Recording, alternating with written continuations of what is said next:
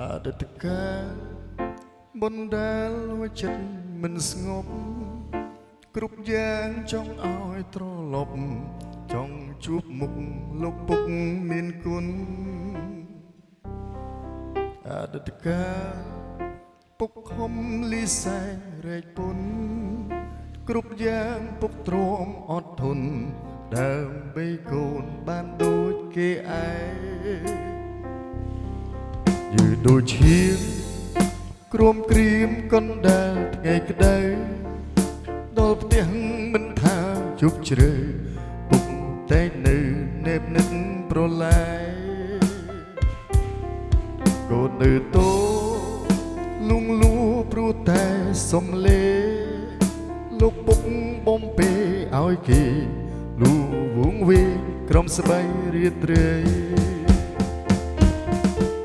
តែពេលនេះឃ្លាតលោកពុកបាត់ពុកឆ្ងាយពីភក្ត្រាបាត់ពុកទៅណាមិនស្ដីកូនខំស្រាយរកលោកពុកទ្វាបឡ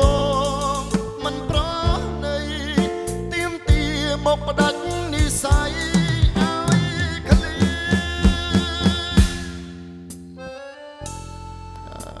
កូនពុកមកពុកណាកូនណាកូនឆ្លាតគេទៅកូនគេទៅកូនធំឡើងធ្វើការធំណាកូនណាណាណាណាណាណាណាណាណាណាណាណា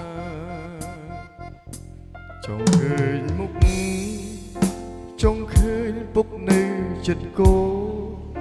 ពាក្យពេចន៍បំពេលួងលោធ្វើឲ្យកូនរឹតនឹកស្រណោះពីថ្ងៃនេះដោយសារគុណពុកសណ្ដោះទូមានអប់រំកូនប្រុសមិនឲ្យខុសលូធំដឹកក្ដីតែពេលនេះឃ្លាតលោកពុកបាត់ពុកឆ្ងាយពីភក្ត្រាបាត់ពុកទៅណាមិនស្ដីកូនខំស្រាយរកលោកពុកទ្វាបឡងមិនប្រណីទៀមទីមកផ្ដាច់និស័យឲ្យឃ្លាត